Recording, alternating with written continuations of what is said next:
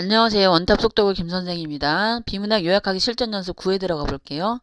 자, 이 글은 자본주의가 되면서 여성의 지위에 대한 얘기거든요. 사회가 자본주의로 바뀌면서 여성의 지위가 올라갔는지 내려갔는지 그거에 대한 얘기인데, 이제 간은 쭉 읽어보시면은 여기 보면은 이제 그러나죠. 그죠? 접속을 잘 보면 되는데, 그러나 사실상 자본주의 사회는 잉여 가치를 생산하는 영역 내에서 일어나는 변화에 따라 가족제를 변화시켰다. 그럼 자본주의가 되면서 가족제도가 변화해왔다. 이게 핵심이 되는 거죠. 이제 뒷부분 A 그러나 B일 때는 뒷부분을 요약해 주시면 되는 거죠. 이건 맞고요. 그다음에 이제 나 한번 볼게요. 나는 부르주아 성립 초기와 산업화의 가족제도 이렇게 돼 있죠. 그죠? 그럼 여기까지가 부르주아 성립 초기고요. 뒷부분이 산업화의 가족제도가 되는 건데, 자, 소규모 생품 생산을 토대로 한 새로운 가족제도가 부르주아 성립 초기에 발달했다. 가내공업을 중심으로 가족은 독자적인 생산 단위로서 가족 생활에 대한 새로운 이상을 만들어냈으며 가족을 사랑과 노동, 공유에 토대하는 협력관계로 이야기 되었다. 즉 부인은 동료이자 협력자이다. 자, 예를 들면은 요 당시에는 가내 수공업 체계니까 남편이 대장장이야. 그러면은 어떻게 돼? 아내가 옆에 가서 일도 도와주고 아이들 교육도 같이 해주고 남편이 어떻게 돼? 부인을 동료이자 협력자로 생각했다는 거예요. 그러나 오늘날은 우리가 어떻게 돼? 공업화가 되죠. 그죠? 그럼 어떻게 돼? 남자는 공장으로 일을 하러 가고 여자는 집으로 들어왔단 말이에요. 그러니까 가정과 뭐가 작업 장소가 분리되죠. 그래서 노동임금 형태를 취하기엔 노동은 가족 생활의 중반부에서 밀려나 호구지책을 마련하는 수단이 되었고 가정은 개인의 생활을 영역하는 어떻게 돼? 사회를 보호하는 은신처가 되었다. 그럼 남편이 공장으로 가고 출근하고 아내는 집으로 오면서 공적인 영역과 사적인 영역의 분리가 되기 시작했다는 얘기죠. 그럼 가족은 사적 영역이 되었다. 그럼 부르주아 성립 초기에 아내는 동료이자 협력자였지만 산업화가 되면서 가족은 사적 영역이 되었다. 그럼 요 자본주의가 바뀌면서 가족제도가 구체적으로 어떻게 바뀌었는지 설명하고 있는 거 맞고요. 그죠? 요거에 대한 구체적인 예시가 되는 거고요. 자, 그 다음에 이제 이런 가족제도는, 자, 여기까지가 문제 제기가 되는 거예요. 자본주의가 바뀌면서 가족제도가 바뀌었고, 그죠? 그러면서 가족제도가 바뀌면서 여성의 지위가 진보했느냐, 퇴보했느냐, 이 얘기가 되는 거죠. 그죠? 자, 그럼 얘가 문제 제기가 되는 건데, 자, 우리가 조금만 생각해 주셔야 되는 거는, 여기가 지금 문제 제기라는 거예요. 그럼 다라마에서는 뭐가 나와야 돼? 여성의 지위가 올라가서 떨어졌어. 이걸 찾아줘야 되는 거예요. 자, 이제 여기서 잘 볼게요. 그러나 이 같은 지위 양상이 가지는 몇 가지 아이러니가 있다. 자본주의적 가족 내에서는 가족 구성원은 아버지에게로 향해 있는데 보다 확실히 이야기하면은 그의 수입에 의존하여 있다. 그와 더불어 부르주아 가정에서 아버지는 공관 권위를 가지게 되고 가부장적 전통은 강화된다. 이에 비해, 그죠? 이제 경제권이나 아니면 어떻게 돼? 그런 걸 아버지가 가지고 있죠. 그죠? 수입에 의존하게 되는 거니까. 그래서 가부장적 전통이 강화되는데 이에 비해 여성은 부드러운 배려나 어머니로서 단호함이 섞인 어떤 태도를 보여줘야 했고 인간의 내적 자아를 실현한다는 의미에서 본다면 여성은 열등한 역할을 강요받았다. 자, 이게 문제겠네요. 그럼 결국 글쓴이는 진보했느냐 퇴보했느냐인데, 자, 예를 들면은 선생님이 이제 여러분을 가르치다가 남편이 외교관이야. 그러면 외교관인데 손님 접대가 많단 말이에요. 그러면 열심히 가르치다가 야, 손님 왔으니까 빨리 와서 어떻게 돼? 음식 준비하고 이래야 돼. 그럼 저는 열심히 어떻게 돼? 가르치다 말고 남편 내조하러 들어가야 되는 거 맞죠? 그죠? 그리고 아니면은 여자들이 결혼하면은 보통 어떻게 돼? 아이를 출산하기 때문에 사회활동을 멈는단 말이에요. 그럼 가정 내로 들어가죠. 그러니까 겉으로 보기에는 가정 내에서 여성이 올라간 지위는 올라간 것 같지만 실제로 어떻게 돼? 경제활동이나 이런 걸 안 하니까 내적 자아를 실현한다는 면에서 보면은 여성은 당연히 열등한 역할을 강요받았다. 그럼 결국 어떻게 돼? 부르주아 가정 내에서 여성의 지위는 올라간 것처럼 보이지만 실제로 어떻게 돼? 하락하고 있다. 이 얘기가 되는 거죠. 자, 그 다음에 이제 마도 똑같은 얘기가 되는 거예요. 자, 여기 보면은 시민계급에 속하는 남성이 여성을 필요로 할 때는 성적인 욕구에도 여성이 가질 수 전시성이 중요하다는 얘기죠. 그러니까 전시성이라는 거는 우리 백화점에 가면 전시용 마네킹 있잖아요. 그럼 보여주기식이라는 거죠. 그러니까 남편이 높은 지위에 있으면 여자는 어떻게 돼? 그 남편의 지위를 잘 가시할 수 있도록 여성이 어떻게 돼? 사회적으로 내조를 하고 거기 남편 지위에 합당한 전시성을 잘 유지하는 게 중요하다는 얘기죠. 그럼 그런 면에서 보면 아까 선생님이 일하다 말고 남편 어떻게 돼? 접대해 주러 가야 돼. 뭐 집안 장식, 사교 모임 준비 이런 것들 그죠? 이런 걸 보면은 여성의 자아실현이 있다 없다? 절대로 없죠. 그죠? 그래서 가정 내의 지향상으로 보이는 여성의 역할은 여성은 사회에서 기본적인 정치 경제 생활을 철저하게 배제시킨 피상적인 것이다. 그럼 결국 시민계급의 여성은 어떻게 돼? 사회로부터 배제되는 거니까 지위가 하락했다 이 얘기가 되는 거죠. 자, 그럼 이제 여기까지가 여기 보세요. 자본주의가 바뀌면서 자본주의가 되면서 가족제도가 변화했고, 요거는 요거에 대한 사례가 되는 거고, 구체화시킨 얘가 되는 거고, 여기까지가 문제제기예요. 문제제기. 그 다음에 이제, 그러면서 결국 여성의 지위는 올라갔다 떨어졌다, 하락했다. 이 얘기가 되는 거고요. 자, 모든 글의 주제를 찾으려면 글쓴이의 입장이 중요한데, 글쓴이가 자꾸 얘기하는 걸 잘 보세요. 잘 얘기하는 거 보면 어떻게 돼요? 올라갔다 떨어졌다, 자꾸 떨어졌다, 이 얘기하고 있는 거고요. 자, 그럼 여기서 이제 문제제기 찾아주는 얘기거든요. 이거는 대부분 많이 틀려요. 여러분들이 많이 틀리는 것들인데, 자, 예를 들면은, 뭐, 2번 하는 친구도 있고 4번 하는 친구도 있고 5번 하는 친구도 있는데 여기에서는 잘 보세요. 이 괜히 나온 게 아닌 거예요. 자본주의가 바뀌면서 가족제도가 바뀌었고 가족제도가 바뀌면서 여성의 지위가 변화가 왔다니까 결국 자본주의와 여성의 지위와의 관계에 대한 얘기가 되는 거죠. 자본주의가 되면서 여성의 지위는 올라갔냐 떨어졌냐 이게 문제제기가 되는 거예요. 자, 근데 그 다음에 예를 들면은 자본주의는 가족제도를 어떻게 변화시켰나 그럼 이런 것들을 많이 할 수도 있는데 우리가 잘 생각해 보면은 만약에 이게 문제제기면은 여기 다라마가 다 그 얘기로 가줘야 돼요. 가족제도가 어떻게 바뀌었는가? 나에겐 그 얘기고. 그 다음에 2번도 자본주의 사회 변화는 어떤 영향을 미쳤나? 사회 변화가 아니죠. 그죠?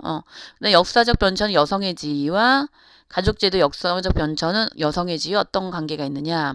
그럼 가족제도가 바뀌면서 역사적으로 여성의 지위가 계속 어떻게 바뀌었는가가 돼야 되는데 지금 역사적 변천보다는 이렇게 자본주의와 여성의 지위의 관계로 한정된 거니까 이렇게 보시는 게 맞겠죠. 그죠?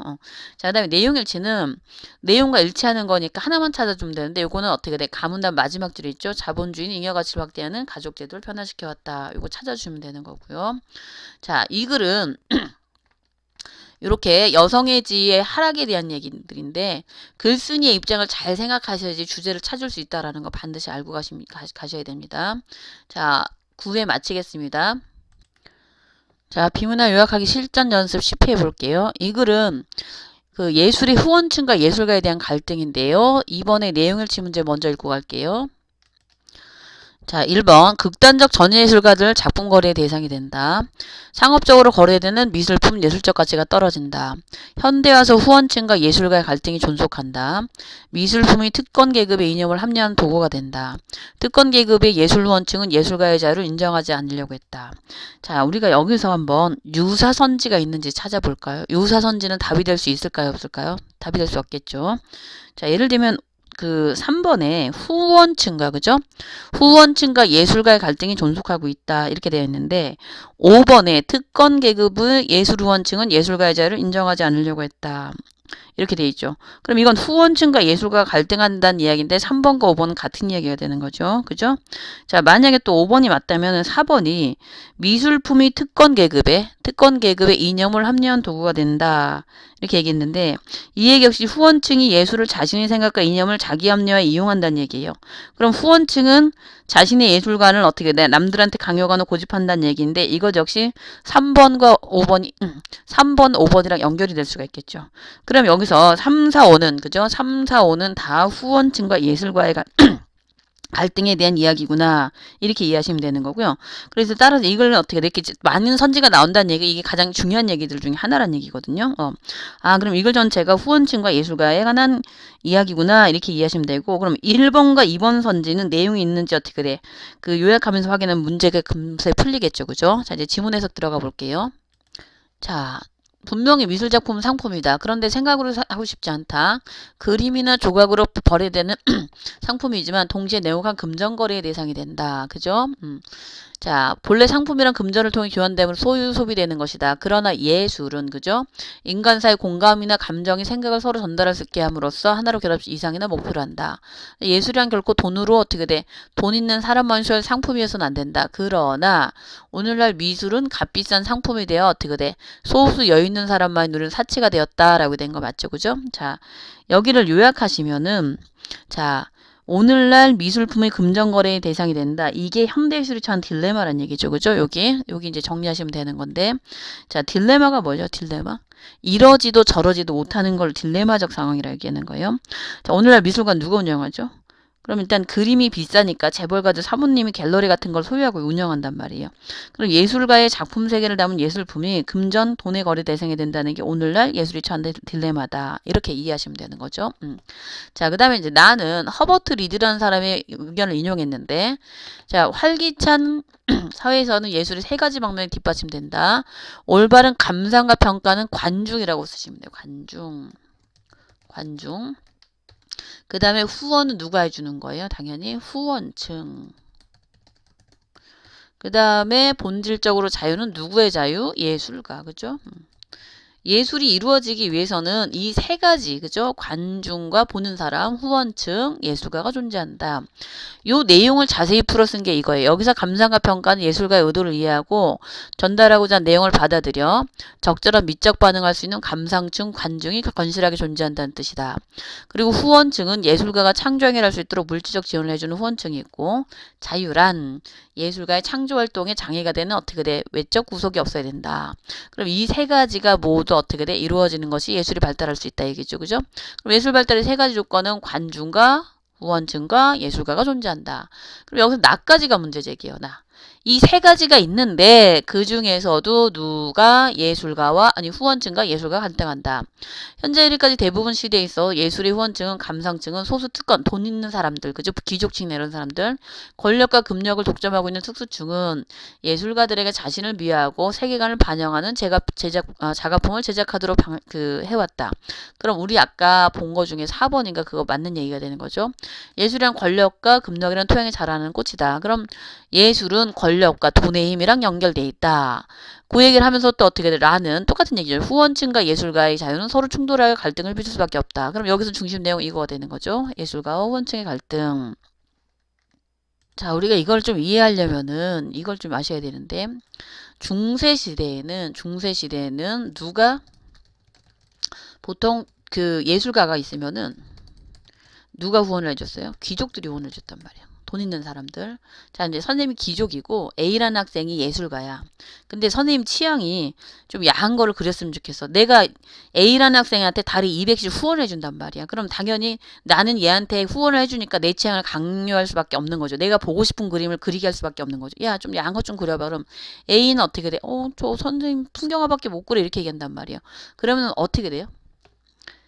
당연히 A는 잘겠죠. 200씩 어떻게 지원받던 거 잘리고 야한 거 잘 그리는 어떻게 돼? B한테 후원이 간다는 거죠. 그러면 결국에는 무슨 일이 벌어져요?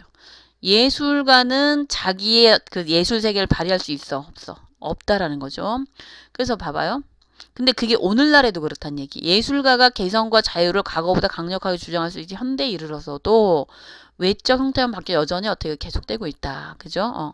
자유를 구가하는 대가로 어떻게 그만큼의 책임을 져야만 하게 됐고 후원층이 종속될 수밖에 없다는 얘기죠.